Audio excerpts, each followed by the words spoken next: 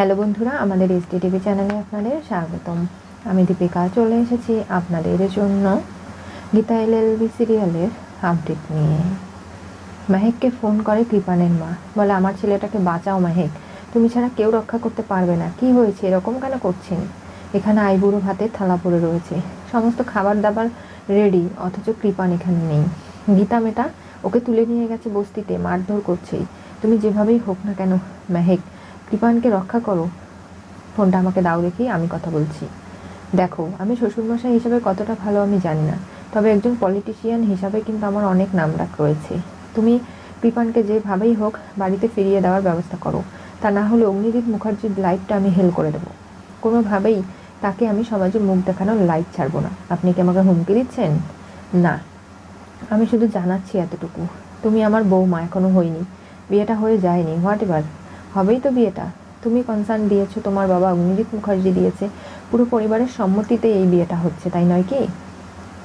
ফোনটা দাও আমাকে। কি করছো তুমি মেহেক? তুমি ওর কথায় কিছু মনে করো না, বাবা তো তাই মাথা খারাপ হয়ে গেছে। কোনোভাবে আইনি জটিলতায় যদি আমাদের কৃপান ফেসে যায়, তাহলে এই বিয়েটা পণ্ড হয়ে যাবে, কোনোভাবে আর বিয়ে হবে না। তখন আমরা কি করে লোক সমাজে মুখ দেখাবো? সেজন্যই তোমাকে বলছি, তোমার হবু স্বামীকে তুমি রক্ষা করো, আমি দেখছি কি করা যায়। ফোন কেটে দেয়।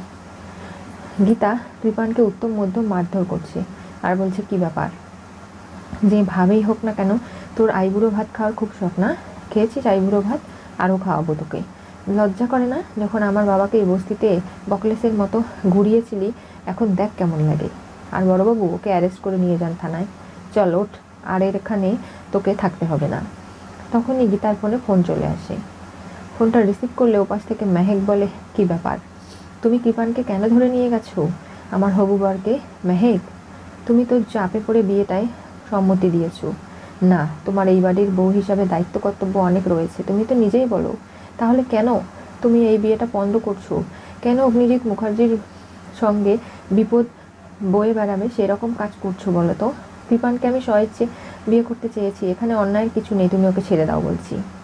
আমার আইবুড়ো ভাত হবে, এরপরে আশীর্বাদ, তারপরে গায়ে হলুদ, এরপরে সানাই বাজবে, আমার বিয়ের বর চলে আসবে, সবাই বলবে বর এসেছে, শঙ্করধ্বনি উলুধ্বনি, সাত পাকে বাঁধা, আস্তে আস্তে আমার জীবনটা একটা পুতুলে পরিণত হবে।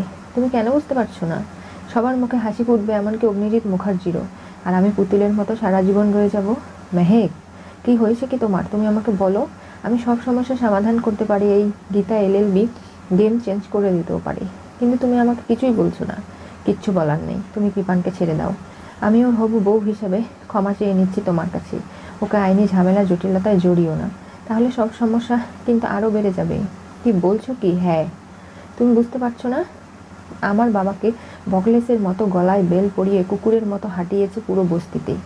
লোক সমাজেরও দেখা উচিত যে ইট মারলে পাটকেল খেতে হয়। তারই রিভেন্স নিচ্ছি আমি এই কৃপানের কাছ থেকে, ওকে শায়েস্তা করে, ওকে শিক্ষা দিয়ে। কিন্তু তুমি আমার কাছে এমন একজন প্রিয় মানুষ যার কাছে আমি মাথা নত করলাম। কৃপানকে আমি বাড়িতে পাঠিয়ে দিচ্ছি, ছেড়ে দিচ্ছি ওকে, কোনোভাবে ওরকে আইনি কোনো ঝামেলা আমি জড়ালাম না। শুধু তোমার কথায় মেহেক, আজকে কৃপান বেঁচে গেল, কিন্তু এটা ওর শেষ বাঁচা নয়, তুমি চিন্তা করো না। তুমি যেমন অঙ্কিতকে ভালোবাসো, অঙ্কিতের সঙ্গেই তোমার বিয়ে হবে, অন্য কারোর সঙ্গে হতে পারে না। তুমি জীবনে অনেক কিছু পাওয়ার রয়েছে, আমি তোমাকে এরকম করে কষ্ট পেয়ে শেষ হয়ে যেতে দেবো না মেহেক। তুমি তোমার প্রাপ্যটা ঠিক পেয়ে যাবে। এই বলে ফোন রেখে দেয়। যা বাবু সোনা, বাড়িতে ফিরে যা, তোর আজকে ভাগ্যটা মেহেক মুখার্জি লিখে দিল। কোনোভাবে বড়বাবু ওকে অ্যারেস্ট করার দরকার নেই, ছেড়ে দিন। অগ্নিকন্যা কী বলছেন? হ্যাঁ, কোনো কোনো সময় কর্তব্যের খাতিরে কিছু মানুষ থাকে যাদের জন্য অনেক কিছু স্যাক্রিফাইস করতে হয়, তার মধ্যে মেহেক মুখার্জি একজন। তাই কৃপানকে ছেড়ে দিন, বাড়িতে পৌঁছে দিয়ে আসুন, আমার কোনো প্রয়োজন নেই। আরে গীতা, 5 মিনিটের মধ্যে আমার জামিন হয়ে যাবে, অগ্নিজিৎ মুখার্জি স্বয়ং আসবে, এরপরে এই বস্তিতে সব কিছু ছারখার করে দেবে।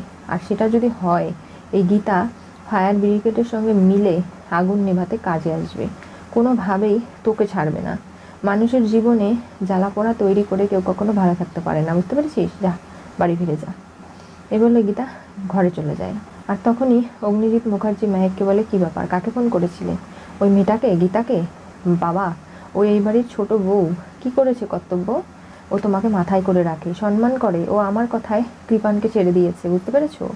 ও কেন এই বাড়ির হবু জামাইকে তুলে নিয়ে গেল বস্তিতে, কেন ওকে মারধর করলো, কেন ওর সঙ্গে এই ধরনের খারাপ আচরণ করলো, ওর বিরুদ্ধে এফআইআর করা হয়েছে, আইনি ঝামেলা জটিলতায় ওকে জড়াচ্ছে কেন, আমি তো সেটাই বুঝতে পারছি না।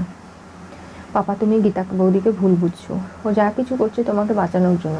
তুমি দেখো, ওই একদিন তোমার মুখ উজ্জ্বল করবে, আর কখনো তোমাকে কোনো বিপদে পড়তে দেবে না। থামো তুমি, ওর হয়ে কথা বলা বন্ধ করো। গীতাকে ফোন করে। আমি জানতাম আপনার ফোন আসবে।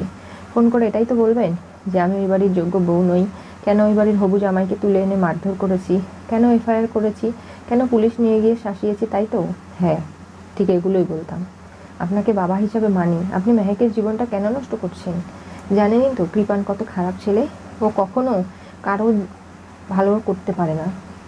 আপনি মেহেককে এরকম করে কষ্ট দেবেন না। চুপ করো তুমি।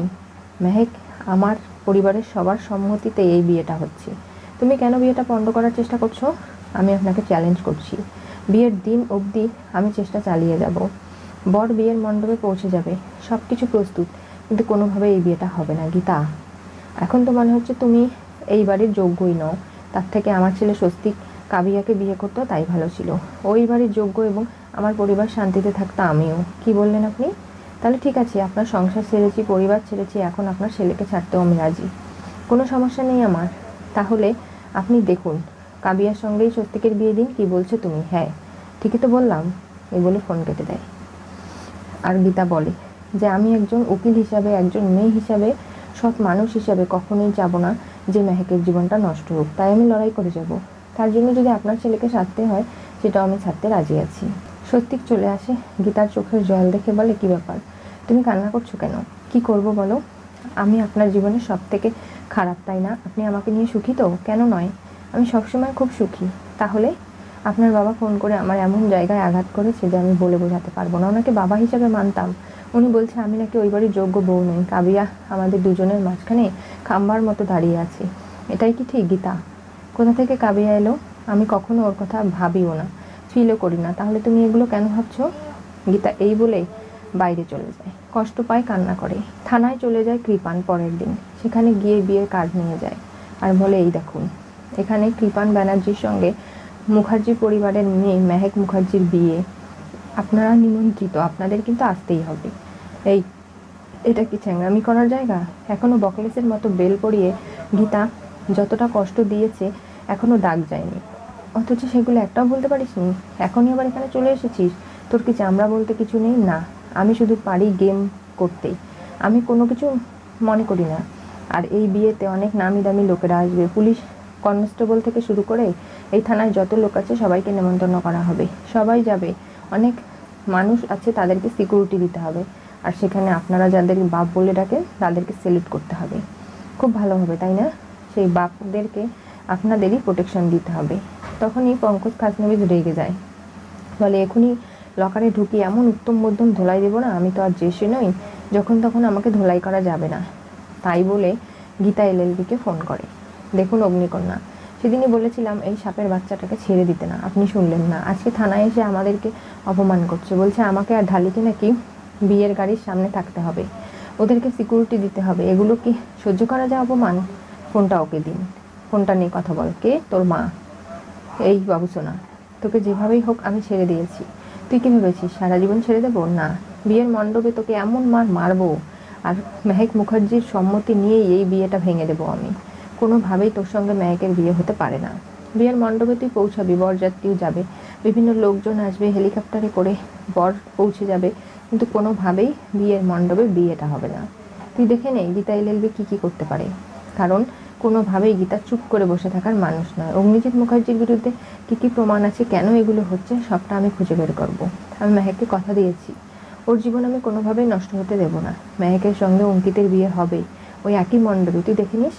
গীতাকে কোনোভাবেই তুই আটকাতে পারবি না। কি হতে চলেছে গীতা এলএলবি সিরিয়ালের পরবর্তী টুইস্টে? গীতা কৃপানের কলার ধরেও মেহেকের জন্য বাধ্য হয়ে ছেড়ে দিল, বাড়িতে পাঠালো। আজকে মেহেক যেভাবে গীতার কাছে কাকুতি মিনতি করেছে ফোন করে নিজের পাপাকে বাঁচানোর জন্য, তা না হলে কোনোভাবেই অগ্নিজিৎ মুখার্জির মান সম্মান রাখবে না কিরণকান্তি ব্যানার্জি। আর তাই গীতা ছেড়ে দিতে বাধ্য হয়েছে, মাথা নত করেছে মেহেকের ভালোবাসার কাছে। আর এদিকে গীতা চেষ্টা করছে, পেপারে খুঁজছে যে আসলে সেদিন কি ঘটেছিল। অগ্নিজিৎ মুখার্জি, কিরণকান্তি, কৃপান এমনকি ধীমান সেন মিলে কী চক্রান্ত করেছে সেই সব কিছুর প্রমাণ সমেত অগ্নিজিৎ মুখার্জির সামনে গিয়ে দাঁড়াবে গীতা। নিজেকে ওই বাড়ির যোগ্য বউ হিসেবে প্রমাণ করবে, এমনকি দেখিয়ে দেবে যে আসলে অগ্নিজিৎ মুখার্জিকে বাবা বলে ডাকে সেই সম্মানটা কতটা রেখেছে সে, কীভাবে তাকে বিপদমুক্ত করেছে। এমনকি অঙ্কিতের সঙ্গে মেহেকের বিয়ে দেবে অগ্নিজিৎ মুখার্জির আশীর্বাদ নিয়ে, আর টেনে হিস্ট্রে কৃপানকে জেলে ঢুকিয়ে দেবে। এমনকি ধীমান সেন এমন কৃপানের বাবা কোনোভাবেই কোনো চাল চালতে পারবে না। জানতে চোখ রাখতে হবে আমাদের চ্যানেলে। পাশে থাকা বেল আইকনটি অবশ্যই করে ক্লিক করুন।